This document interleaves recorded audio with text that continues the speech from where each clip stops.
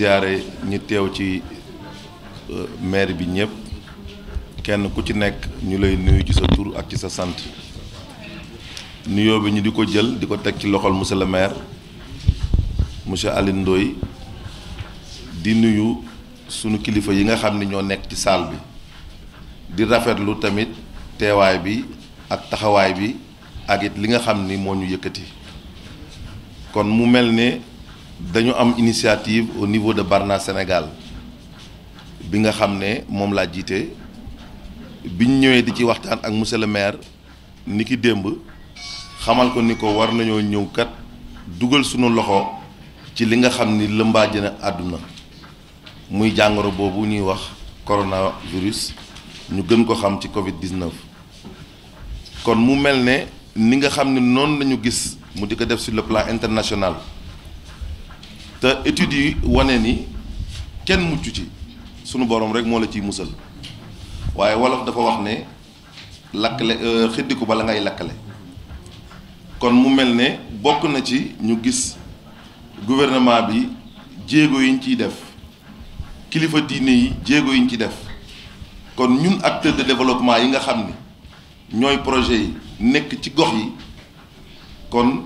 war nañu ñun tamit gestu askan wi muy gestu communes yi nga xam ne ca la ñu ne kon defe naa ci cadre boobu rek la Barna Sénégal jógee ñëw indi contribution liñ ci gën a rafetlu mooy bi ñuy ñëw di ko informer monsieur le maire fekkoon na boobu mu woo ki nga xam ne mooy docteur Kat di docteur poste de santé bi ñu woo relais yi woo conseils municipaux yi ñu waroon daje kon dafa mel ni dañu leen a fekk ci dara ñun ñu ñëw ànd ko yéen kon ñu ngi koy rafetlu ñu nit bi ñuy ñëw nañu ak benn apport symbolique mooy li nga xam ne mooy gel hydroalcoolique yi indaale nañ ci grand modèle bi luy tolloog téeméer muy 100 unités li nga xam ni mooy gel yu ndaw yi indaale nañu luy tolloog 96 ak benn chèque de 1 million boo xam ne dañ koy teg ci loxol monsieur le maire mu jàllale ko ci biir askan wi ngir ni mu ko waxee sànq place publique yi nit ñi ñu fexe ba ni mu ko waxee ni relais yi dinañu fexe ba information yi ndax ñëpp xëj na amuñu internet ñëpp mënuñu seetaan télé amuñu jot gi ndax yitte àdduna waaye war nañu kon ñu fekk leen ci fi ñu nekk sensibiliser leen jox leen gel yi ñu xam ni li ci ëpp dafa mel ni su loxo yi setee ak tamit ñu fexe ba dendandoo bi ak jegeñaayoo bi di wax kon mel na ni suñ ko néewalee rek suñu borom mën nañ cee musal kon technologie su àggee foo xam ni nag mel na ni suñu borom dimbali nañu ba nga xam ni jàngoro ji nga xam ne la mel ne àdduna xam nañu li nga xamante ni lu boni su boo ko defee suñu borom dina la ci musal kon mel na ni yàlla dénk nu moyens yi war nañ ko jël delluwaat ko ci askan wi kon loolu tey moo fi indi Barna Sénégal ñu fas yéene ñëw ànd ak toute la commune de Kayar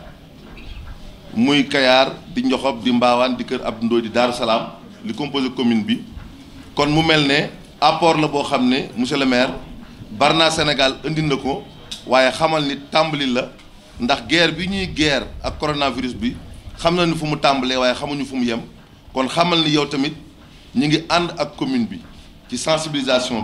bi lépp lu mu laaj ci ay moyens de déplacement pour ñi nga xamante ni nii ñooy relais yi ñooy poste de santé bi war nañ ko def Barna Sénégal est prêt ci lu tolloog lu mel ni gasoil j'en profite pour mu montrer que ni suñu waxee relais rek gis nañu ay déplacement dina am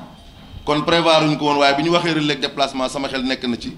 kon Barna Sénégal dina ci boole 200 litres gasoil monsieur le maire su ko defee loolu kon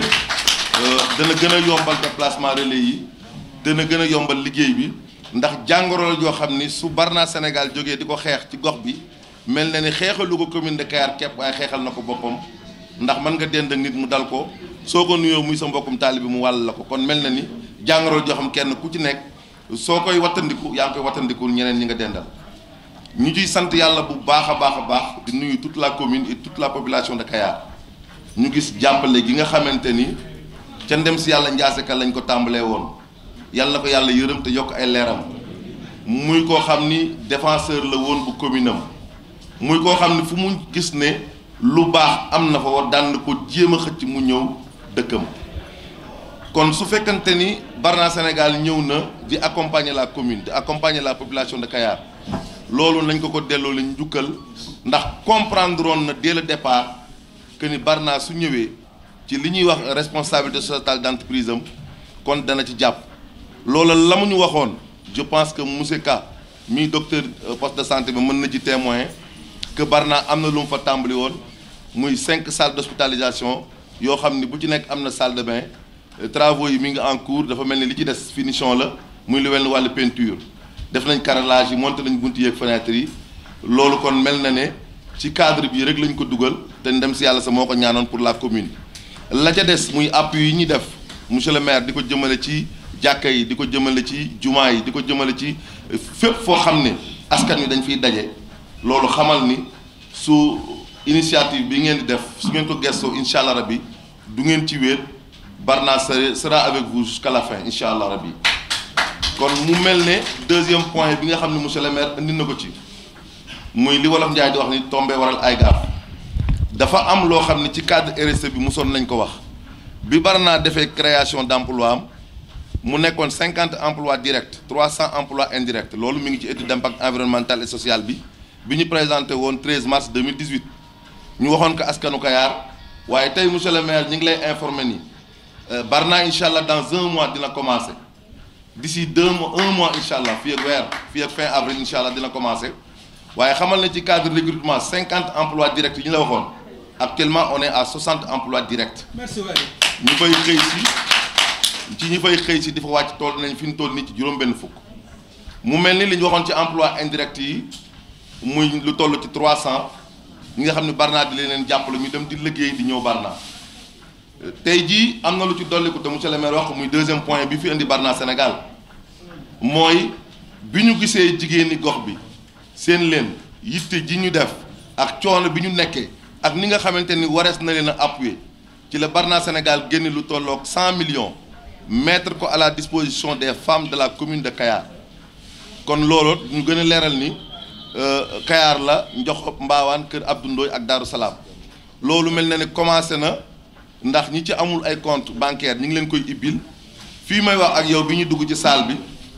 équipe bi nga xam ni ñoom la waa banque bi yónni signalé nañ ma léegi ni ma amagum nañ 150 personnes femmes yoo xam ni ibbilagum nañ leen compte te le travail va se poursuivre incha allah ba 700 femmes yi nga xam ni muy juróom-ñaar téeméeri jigéen ci gox bi dees na leen bind dees na leen lebal xaalis lebal boobu monsieur le maire li ñu ko leerale woon yomb na mooy booy laaj xaalis ci banque dalay laaj garantie sooy leb xaalis ci banque dina la demander caution kon mel na ni caution ba garantie ba lépp Barna Sénégal moo ko def kon la ñuy laaj soxna yi mooy jigéen ñi mooy li ñu leen laaj rek mooy na nga fexe ba bokk ci commune Kayar na nga fexe ba nekk liggéeykat boo xam ne 100 millions yi Barna daf ko teg ci banque bi pour 5 ans loolu mooy képp koo xam ne nii ñëw nga ñu lebal la nga fay am nga droit ñu renouveler waat la sa prêt te doo joxe dara même compte bancaire yi nga xam ni actuellement ibbeegum nañ ci 150 mu war a dem ba 700 mel na ni tamit Barna Sénégal moo ko defaat gratuite ci soxna yi ci jigéenu gox bi kon mu mel ne bi ñu demee ba ci biir photographe bi xamal ñu ni war nañu photo jigéen ñi tamit Barna Sénégal dafa génnewaat photo yi kon processus su prêt bi yëpp tout est gratuit mu mel ni loolu kon ñu ngi koy sant yàlla di ñaan yàlla mu barkeel ko di ñaan yàlla mu musal ñu ci jàngoro ji nga xamante ni am na ci réew mi te musal ci àdduna bi yëpp ñu ngi leen di jéglu bu baax tey ziyaare. bismillahi rahmaani rahim maa ngi nuyu auzu billahi mina shaytaani rajim bismillahi rahmaani rahim maa ngi nuyu mbooloo mi fi teew yëpp di jiital si nuyu bi monsieur le maire de la commune de Kayar monsieur Alioune Ndoye di si teg le représentant de Barna monsieur Bokar Diallo ak les notables yi fi nekk relais communautaires yi CDS bi et les membres toute la population de Kayar commune bi yëpp njabootu Kayar yëpp ñu ngi leen di nuyu di leen gërëm di leen ziar tey dañu am mbégte bu baax a baax di ñëw di teewee si ndaje yu mel nii dafa fekk ne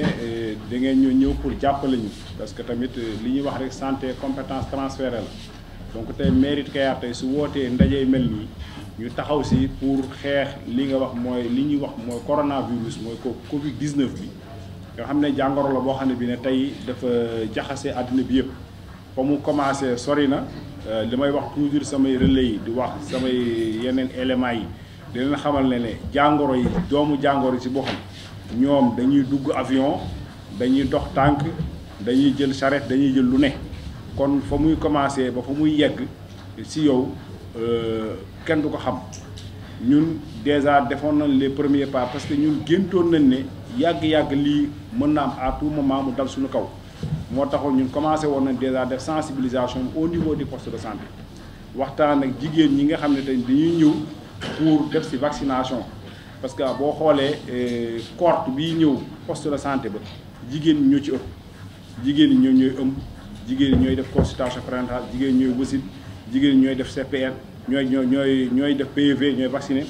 bu nit feebaree sax jigéen ñoo leen indi donc boo xoolee pratiquement sensibilisation bi si ñoom lañ njëkkee woon parce que tamit jàngoro bi li ñu ciy wax mooy set d'abord moo ci ëpp solo donc loxo mooy li nga xam ne mooy vecteur de transmission mais moyen de transmission bi nga xam ne moo gën a gaaw ci joxe jàngoro boobu tey loxo boobu tey suñ fexee tey ba sécuriser ko mu set am nañ yaakaar ne mën nañ gagner presque 80% de la lutte moo taxoon ñu commencé woon loolu ci poste de santé district bi ñëw ci appui ñu si mooy via l'État du Sénégal le district sanitaire appui ñu doté ñu ay alcogel ñu jox ñu ay éléments de la Croix-Rouge yoo xam ne déjà depuis avant-hier ñu ngi ci biir commune bi commencé def sensibilisation le maire démb wooma ne ma am nañ beneen rencontre bu ñu war a def avec Barna Sénégal mu ñëw pour appuyer ñu ma ne que ça fait le compte parce que tamit ñun tey on va engager tous les relais de la commune bu ñuy wax relais nag ñun dañuy wax acteurs communautaires relais yi si lañ bokk bàjjenu gox yi si lañ bokk ak les dispensaires de soins à domicile si lañ bokk donc c'est les acteurs communautaires le réseau des acteurs communautaires seen président mu ngi fii ci biir salle bi les relais communautaires seen président mu ngi fi bàjjenu gox yi seen présidente mu ngi fi donc ñooñu ñëpp tey ay acteurs lañ yoo xam ne ils ont quadrillé ils vont quadriller toute la zone mooy tous les 9 quartiers de Kayar tàmbalee ko Perron Darou Salam ba ngay egg Mbaawan Joxob yëpp si lay bokk donc ñun système boobu lii tey suñ ko jotee on va tenir haute ñu ngi ci biir dëkk bi ñoom tamit nañ def geste boobu la même chose parce que tamit liggéey bi suñu liggéey la ñun ñëpp jàngoro bi bàyyiwul kenn donc fu ne mën na faa dugg fu ne mën na faa surux li ko indi fii ci Sénégal tey moo koy dugal si yeneen gox yi ba ko dugal si yenn usines yi dugal ko feneen donc nit ñi nañ ci gën a taxaw ñun daal ñu ngi leen di sant di leen gërëm bu baax a baax incha allah taala bon monsieur le maire on vous donne l'assurance que bu soobee yàlla lii nga ñu teg suñu loxo ñun dinañ ci waxtaan ak CDS bi ak l'ensemble des relais communautaires pour quadriller toute la zone de Kayar toute la zone de Kayar fexe ba nga xam ne l'information va arriver jusqu'à la personne la plus profonde le point le plus profond de la commune dinañ fexe dugg foofu parce que ñun am nañu capacité pour dem ci zone yooyu surtout que relais yi déjà boo xoolee cartographie relais yi fu nekk am na zone bu nekk am na ay relais yu fa dëkk donc ñooñu sensibilisation bi day gën a yomb ci mosquée yi dinañ fa dem dinañ dem ci jàkka yi dinañ dem ci marché yi lieu de rencontre boo xam ne nit ñi dinañ fa ñëw dinañ fa taxaw fexe ba nga xam ne lii ñu wax ni système de lavage boobu alcogel bi ñu utiliser ko ak yeneen moyens yi nga xam ne prévention yi nit ñi war a def ñu fexe ba jàngal ko nit ñi ñu xam ko comme ça fexe ba yàlla musal ñu ci jàngoro bii vraiment mu bañ a dugg Kayar ñu ñaan yàlla nag yàlla nañ ci yàlla jàppale yàlla nañ ci yàlla taxaw ñii fi teew ñëpp nag muy journalistes yeeg personne physique yeeg ñëpp ñu ngi leen di sant di leen gërëm parce que tamit ñoom ñooy relayer information bi ñooy fax ba population bi xam fu ñu toll ak fa nan la ñuy doxee ñu ngi leen di sant di leen gërëm bu baax a baax en tout cas ñun daal l'engagement bi ñu jël c'est ferme taxawoon nañ ci depuis le départ incha allah tey lay gën a dëgër bu soobee yàlla nañ ci taxaw niñ ci mën a taxawee ba nga xam ne lii daal dinañ ci génn incha allah taala. waaw ñu ngi nuyu ñëpp di leen sant di leen gërëm di baalu àq ñëpp li tax tey jii ñu woote woon mooy dañoo am ay loo xam ne nii mi ngi law ci àddina bi muy li ñuy wax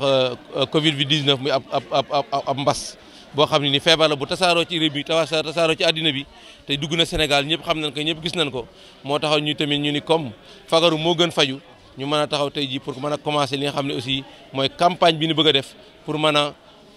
fagaru boobu ñu mën kaa taxawal ci biir Kayar woo infirmier chef de poste bi woo ñi nga xam ñooy acteur de la santé bu ko defee ñu ñëpp ñu mën a taxaw ñu jox leen matériel boo xam ne ni fi ñu commencé tey mooy Barna Sénégal gi ni sant di gërëm au passage ñoom ñu andiwaale ba seen contribution tey contribution 1 million de francs CFA ak li nga xam mooy matériel boo xam ni ab gel la pour ñu mën kaa jox population yi mën kaa yóbbu ci dans les lieux fi nga xam ni mooy la nit ñi di daje muy jàkka yi muy marché yi muy garage yi muy fi nga xam ne aussi mooy tefes gi ndax xam Kayar xam tefes gi te tefes gi yaakaar naa fa la ñëpp daje tefes gi moom rassemblement kenn mënu ko faa tere mais ñu jéem a surtout accentuer lutte bi ci tefes gi mën a fexe ba tefes gi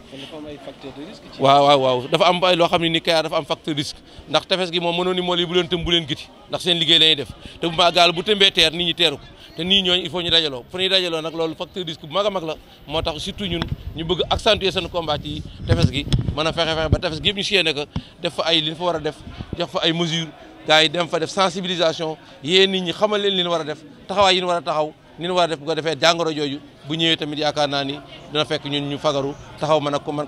kaa combattre mën kaa xeex loolu daal moo doon woote bi tey ñu santaat di gërëmaat waa Barna Sénégal bu baax a baax di woowaat nag képp koo xam ne yaa ngi nekk fii ci Kayar yor fi ab usine di fi yëngatu wala nga yor fi ab kuréel muy baykat muy mool wala kuréel ba mën a yor nga war a làmb sa gafaka génn dara teg ci loxo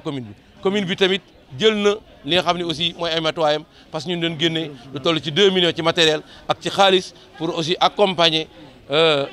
poste santé bi pour ñu mën a taxaw ci xeex boobu ñu ngi leen sant nag leen gërëm yéen journalistes yi nga xam yéen permettre ñu mën a wax nit ñi mën ñoo dégg ñu mën a wax li ñuy wax di mën a jàll ñu ngi leen sant leen gërëm amuñu seen fay yàlla mi am fay yàlla fay leen loolu daal moo doon woote tey bi ñu ngi sant waa Kayar gépp di gërëm waa Kayar gépp de loolu moom déggagun ko liñ ci jotoon a dégg daal mooy amoon na fi ñetti cas yoo xam ne ñu ngi jóge woon Europe biñ ñu waxee ne dañoo ñëw te ça fait non jaaruñ ci géej gi jaaruñ ci géej gi am na ñoo xam ne dañ ci avion yi lañ jaar am na ñoo xam ne dañuy suuf la jaar mais ñun benn amee information bi woo nañ ñu xam mooy autorité sanitaire yi ak gendarmerie dem nañ ci kër ñooñu wax na nag ñoom jël nañ leen en quarantaine jox nañ leen ay thermomètre pour ñuy xool saa bu amee lu changé seen yaram rek ñu mën a alerter ñaari ñu ngi dëkk Kërab Ndoy kenn ki mi ngi dëkk Daaru Salaam mais ñoom ci dañoo ñëwoon Kayar ñu informé ni ñëw nañu te ay ñu ngi jóge bitim réew moo taxoon ñu def précaution yooyu mais lépp luñ ci dégg lépp luñ ci xam incha allah nan fexe ba information yi mën a jàll ñu mën a jël seen disposition waaw ñoom fi nekk ñu ngi en quarantaine mais normalement yaakaar naa ñoom li war a jàpp sa semaine bële la woon normalement semaine bi bu jeexee ñoom yaakaar naa ni 14 jours yi ñu war a respecté mooy délai d'incubation yaakaar na dina jeex yaakaar naa ñoom en voilà ba léegi wax signalé guñu dara te autorité sanitaire yi aussi ñu ngi leen di suivre leen xool à chaque fois pour bañ a am benn propagation bañ ci am